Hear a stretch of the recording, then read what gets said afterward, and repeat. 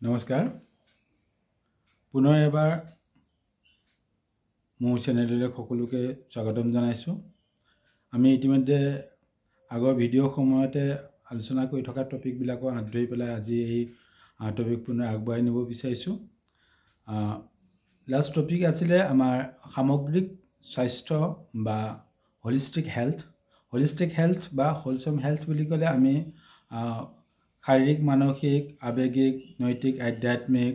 সামাজিক সৰ্বতোমুখী দিশৰ সৰ্বাংগীন বিকাশমূলক স্বাস্থ্য বা সকলো দিশত সুস্থতাকে আমি সামগ্ৰিক স্বাস্থ্য বা হোলচম হেল্থ বুলি আখ্যা দিছিলোঁ। এতিয়া আমি ইতিমধ্যে আগৰ ভিডিঅ'টোত আমি সামগ্ৰিক স্বাস্থ্যৰ ক্ষেত্ৰত শাৰীৰিক আৰু মানসিক এক্সপেক্ট বা শাৰীৰিক আৰু মানসিক দিশ সম্পৰ্কে আলোচনা কৰিছিলোঁ। আজি আমাৰ এই ভিডিঅ'টোত সামগ্ৰিক স্বাস্থ্যৰ ক্ষেত্ৰত আৱেগ বা আৱেগিক দিশে কেনেধৰণৰ প্ৰভাৱ বিস্তাৰ কৰিব পাৰে সেই সম্পৰ্কে আলোচনা কৰিবলৈ ওলাইছোঁ। আৱেগ বুলি ক'লে আমাৰ যিখিনি আভ্যন্তৰীণ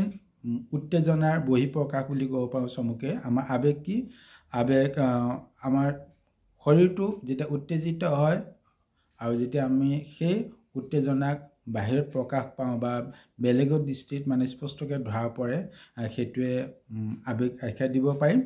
আৱেগ আমাৰ জীৱনৰ অতি গুৰুত্বপূৰ্ণ, আৱেগে আমাৰ জীৱনত অতি গুৰুত্বপূৰ্ণ ভূমিকা গ্ৰহণ কৰে। মই আগৰ ভিডিঅ'টোত কৈছিলোঁ যে আমাৰ জীৱনটো যদি এখন চলন্ত বাহন হয় তেতিয়াহ'লে সেই বাহনৰ চালক হ'ল আমাৰ আৱেগ। অৰ্থাৎ আৱেগ যদি সুস্থ তেন্তে আমাৰ জীৱন সুস্থ, আৱেগ যদি অসুস্থ তেতিয়াহ'লে আমাৰ জীৱনৰ গতিপথত বাধাৰ সন্মুখীন হ'বলগীয়া হয় বা বিভিন্ন সমস্যাৰ সন্মুখীন হ'বলগীয়া হয়। এতিয়া আহিল প্ৰশ্ন, সামগ্ৰিক স্বাস্থ্যৰ ক্ষেত্ৰত আমাৰ আৱেগে কি ভূমিকা? আৱেগ কিয় লগত জড়িত হৈ থাকে? প্ৰথম কথাটো আমি জানিব লাগিব যে আৱেগ আমাৰ আভ্যন্তৰীণ আমাৰ ক্ৰিয়া প্ৰতিক্ৰিয়া বা আমাৰ আচৰণগত দিশত কি ক্ষেত্ৰত আৱেগে প্ৰভাৱ বিস্তাৰ কৰে বা আৱেগ কি দিশত পৰিস্ফুটিত হয় বা প্ৰকাশিত হয় দেখিবলৈ পোৱা যায়। সৰ্বপ্ৰথমে আমি আমাৰ চেণ্টিমেণ্ট বা ভাৱবৃত্তিৰ কথা ক'ব পাৰোঁ। ভাৱবৃত্তিৰ লগত আৱেগ থাকে, অনুভূতিৰ লগত ফিলিংছৰ লগত আৱেগ থাকে। ঠিক সেইদৰে আমাৰ মনোভাৱৰ লগত আৱেগ থাকে। গতিকে যেতিয়া সেই আৱেগসমূহ আমি কি ধৰণে নিয়ন্ত্ৰণ কৰিব পাৰোঁ বা কেনেকৈ আমি এটা আৱেগসমূহ এটা সংযম কৰি নিয়ন্ত্ৰণ কৰি আৱেগিক স্থিতিক যদি আমি সম্পূৰ্ণ সুস্থ সবলভাৱে পৰিচালিত কৰি পেলাই আমি আমাৰ আৱেগিক স্বাস্থ্য আমি কেনেকৈ ৰক্ষা কৰিব পাৰোঁ সেই দিশৰ বিষয়ে আমি আলোচনা কৰিবলৈ ওলাইছোঁ। সৰ্বপ্ৰথম কথাটো হ'ল যে আৱেগ আমি বা আৱেগিক স্থিতি কি বা আমাৰ আৱেগ নিয়ন্ত্ৰণৰ ক্ষমতা কেতিয়া পাম? যেতিয়া আমি আত্মবিশ্লেষণ কৰিব পাৰোঁ, আত্ম উপলব্ধি কৰিব পাৰোঁ বা আমি ইতিবাচক আৱেগ গঢ়ি তুলিব পাৰোঁ বা আমাৰ ঠিক তেনেকৈ ইতিবাচক আৱেগ বুলি কোৱাৰ লগে লগে আমাৰ যিখিনি নৈতিক প্ৰমূল্যসমূহ সেইখিনি আমাৰ ইতিবাচক আৱেগৰ লগত জড়িত হৈ থাকে। যেনে দয়া, মমতা, কৃতজ্ঞতা, সহায়, সহানুভূতিশীলতা, সহমৰ্মিতা, ক্ষমা কৰিব পৰা, আত্ম অন্বেষণ, আত্মবিশ্লেষণ, ঠিক তেনেকৈ ধৰক আত্ম উপলব্ধি, বাস্তৱ উপলব্ধি বা পৰিস্থিতি উপলব্ধি, পৰিৱেশ নিয়ন্ত্ৰণ আৰু আত্মসমাযোজন মানে নিজকে এটা যিকোনো পৰিৱেশৰ লগত, যিকোনো অনুকূল বা প্ৰতিকূল পৰিৱেশৰ লগত নিজকে খাপ খুৱাই চলিব পৰা বা প্ৰতিকূল পৰিৱেশৰ মাজতো এৰা ধৰাৰ মাজতে নিজকে সেই পৰিৱেশ পৰিস্থিতিৰ লগত একত্ৰিত হৈ পেলাই খাপ খাই চলিব পৰা বা এৰা ধৰাৰ মাজেদি সেই পৰিৱেশৰ লগত নিজকে নিয়োজিত কৰিব পৰাটোৱেই হ'ল আত্মসমাযোজন। এতিয়া সামগ্ৰিক স্বাস্থ্যৰ ক্ষেত্ৰত এই দিশসমূহে আমাক কেনেকৈ প্ৰভাৱ পেলাব পাৰে বা কেনেকৈ দিশ নিৰ্ণয় কৰিব পাৰে? সৰ্বপ্ৰথমে আমি আহোঁ আৱেগিক স্থিতি। আৱেগিক স্থিতি বুলি ক'লে ইতিমধ্যে আমি কৈছোঁ যে আৱেগ আমাৰ এটা আভ্যন্তৰীণ উত্তেজনাৰ বহিঃপ্ৰকাশ। গতিকে আমাৰ আৱেগ যেতিয়া ভিতৰৰ পৰা হয়, আমি যদিও সাময়িকভাৱে আনক দেখুৱাব নিবিচাৰোঁ যে মোক খং উঠিছে বা মোৰ মনটো বেয়া লাগিছে বা দুখ বেদনাই মোক আৱৰি ধৰিছে বা মই অত্যন্ত আনন্দিত হৈছোঁ, সেইটো বস্তু যদি আমি বাহ্যিক দৃষ্টি যদি আমি আনৰ আগত প্ৰকাশ কৰিব নিবিচাৰিলেও স্বতঃস্ফূৰ্তভাৱে সেই কথাখিনি আমাৰ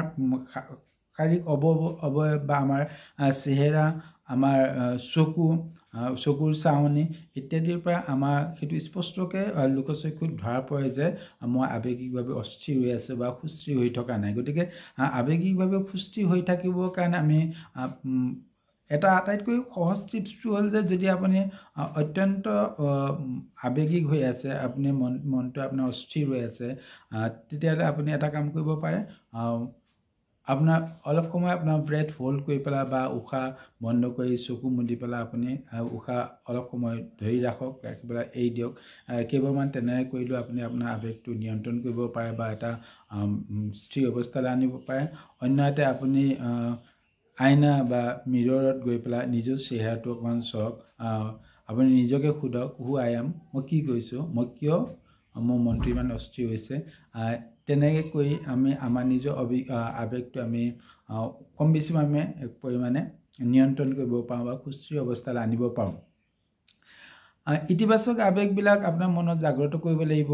যে বিভিন্ন এংগুলৰ পৰা মানুহ প্ৰতি, অন্যান্য জীৱ জন্তু বা সকলো সহপাঠী, ঘৰৰ পৰিয়াল পৰিজনৰ সকলোৰ প্ৰতি আমি এটা দয়া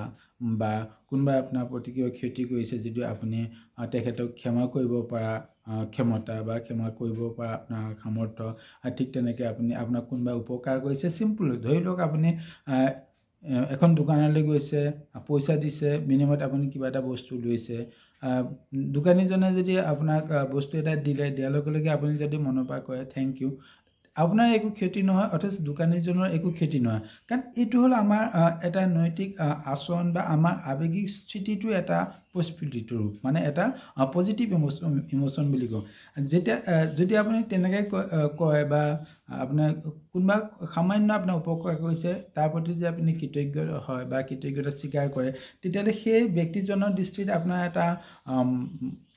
এটা স্বতঃস্ফূৰ্তভাৱে তেখেতৰ আপোনাৰ প্ৰতি এটা বেলেগ এটা ভাৱধাৰা আহিব। আগতে যদি তেখেত আপোনাৰ প্ৰতি এটা অলপ ঋণাত্মক চিন্তা বা আপোনাৰ প্ৰতি মনোভাৱ যদি তেখেতৰ ইমান সঠিক নাছিলে, তেতিয়া তথাপিতো আপোনাৰ সেই আচৰণটোৱে আপোনাৰ প্ৰতি তেখেতৰ এটিটিউডটো বা মনোভাৱটো সলনি কৰিব পাৰে বা সলনি কৰাটো স্বাভাৱিক কথা। ঠিক সেইদৰে সহায় সহযোগিতা আমি দৈনন্দিন জীৱনৰ বিভিন্ন পৰিৱেশ পৰিস্থিতিত আমাক কোৱা হয়, মহৎ ব্যক্তিসকলে কয় যে জীৱনত যদি আপুনি যিয়ে কৰক নকৰক, কিন্তু এটলিষ্ট আপুনি ভাল মানুহ হিচাপে সমাজত জীয়াই থাকিবৰ কাৰণে আপুনি আনক কাকো আপোনাৰ ইচ্ছাকৃতভাৱে কাকো ক্ষতি কৰিব নালাগে বা অপকাৰ সাধিব নালাগে। এনে মহৎ লোকসকলে কয় যদি আপুনি পাৰে কাৰোবাক উপকাৰ কৰক, কিন্তু আপুনি জানি শুনি বা ইচ্ছাকৃতভাৱে কাকো অপকাৰ নকৰিব। উপকাৰ কাৰোবাক কৰিব পৰা নাই আপুনি, ঠিক আছে, নালাগে কৰিব, কিন্তু আপুনি যাতে ইচ্ছাকৃতভাৱে কাৰোবাক যদি অপকাৰ নকৰে, সেইটোৱে হ'ল মানুহ হিচাপে মানৱীয় দৃষ্টিভংগী বা দিশ, আৰু সিও এটা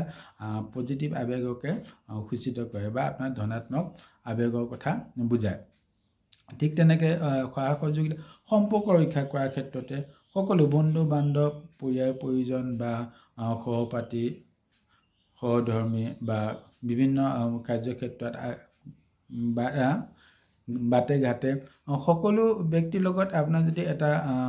স্মাইল, এটা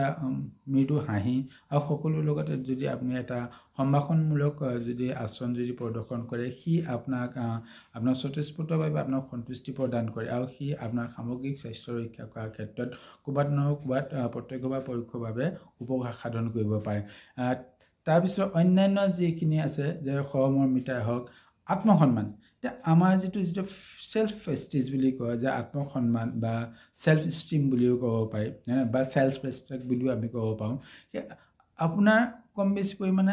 আত্মসন্মানবোধ থাকিব লাগিব যে মই প্ৰকৃততে কোন, মই কি কোৱা উচিত বা মোক কোনবিলাক কাৰ্য বা কোনখিনি কাৰ্যকলাপ মোৰ কাৰণে এটা গ্ৰহণীয়, কোনখিনি মোৰ কাৰণে বৰ্জনীয়, মই এজন সমাজৰ সচেতন ব্যক্তি হিচাপে কিমান পৰ্যায়লৈকে কি ধৰণৰ কাম কৰাটো উচিত হ'ব, কোনখিনি কাম কৰাটো উচিত নহ'ব, সেইটো আপোনাক কোনোবাই কৈ পেলাই বা আপোনাৰ পৰা সেইখিনি পৰামৰ্শ দি পেলাই আপোনাক ক'বলগীয়া নহয়। আপুনি নিজৰ কথাই চিন্তা কৰি পেলাই আপুনি নিজৰ আত্মসন্মানবোধ বজাই ৰাখিবলৈ আপুনি যিকোনো কাম কৰা বা যিকোনো সিদ্ধান্ত গ্ৰহণ কৰাৰ আগমুহূৰ্ততে আপুনি বিবেচনা কৰিব লাগিব যে মই যি সিদ্ধান্ত গ্ৰহণ কৰিছোঁ সেইটো উচিত নে অনুচিত বা কৰণীয় নে বৰ্জনীয়, সেইখিনি চাব লাগিব আৰু আপোনাৰ আত্মসন্মানটো আপুনি অটুট ৰাখিব লাগিব। কিন্তু আত্মসন্মান বুলি কোৱাৰ লগে লগে আপোনাৰ এনেকুৱা হ'ব নালাগে যে আপোনাৰ মনত অহং বা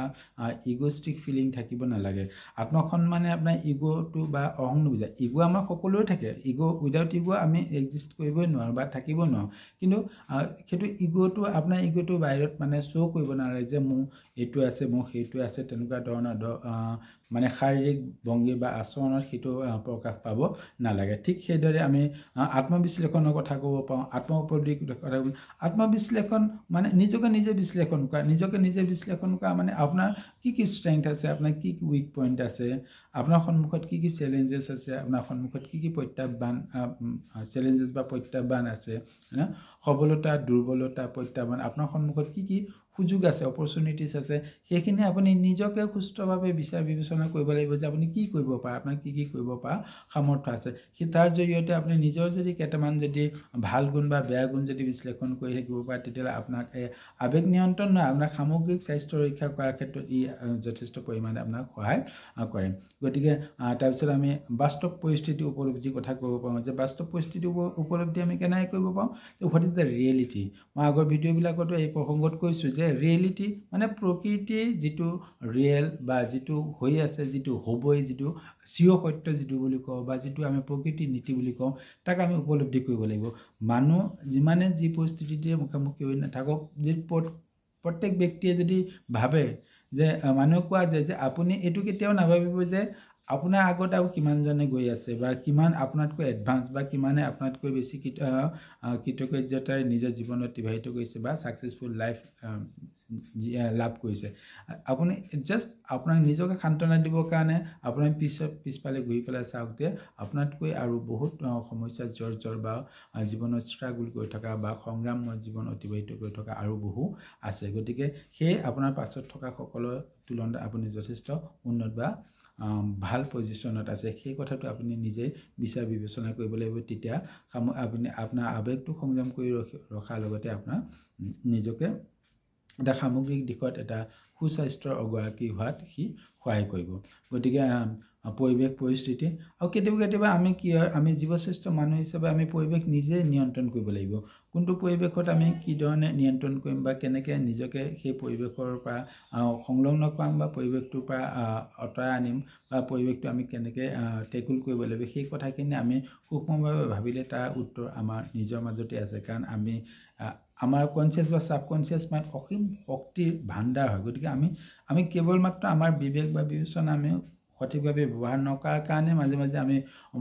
খোলটেকত পৰোঁ বা মাজে মাজে আমি বিভিন্ন সময়ত মানে হেচিটেশ্যন বা সংকোচ বোধৰ কাৰণে আমি আগুৱাই যাব নোৱাৰোঁ গতিকে আশা কৰোঁ এই গোটেইখিনি দিশ যদি আমি লক্ষ্য কৰি চলোঁ তেতিয়াহ'লে সামগ্ৰিক স্বাস্থ্য আমাৰ ভালে থাকিব বা আমি সমাজৰ একোজন সুস্থ সবল ব্যক্তি হিচাপে নিজকে পৰিচয় দিবলৈ সক্ষম হ'ম গতিকে সামগ্ৰিক স্বাস্থ্য ৰক্ষা কৰাৰ ক্ষেত্ৰত আমাৰ আৱেগিক দিশটো সম্পৰ্কে আমাৰ আজিৰ চমু এই আলোচনা সিমানতে সমাপ্ত কৰিছোঁ ধন্যবাদ মোৰ ভিডিঅ' আপোনালোকে উপভোগ কৰি থকাৰ কাৰণে চোৱাৰ কাৰণে সকলোকে ধন্যবাদ জনাইছোঁ আৰু যদি আপোনালোকৰ চেনেল কিবা ভাল লাগিছে বা আপোনালোকৰ জীৱনৰ কিবা উপকাৰ হ'ব যেন বুলি ভাবিছে তেতিয়াহ'লে আপোনালোকে লাইক কৰিব পাৰে বা ছাবস্ক্ৰাইব কৰিব পাৰে তেতিয়া অনাগত দিনত পাই থকা ভিডিঅ'খিনিও আপোনালোকে এইধৰণে পাই থাকিবলৈ সক্ষম হ'ব পুনৰ এবাৰ সকলোকে ধন্যবাদ জনাই আজি ভিডিঅ'টি ইমানতে সমাপ্ত ধন্যবাদ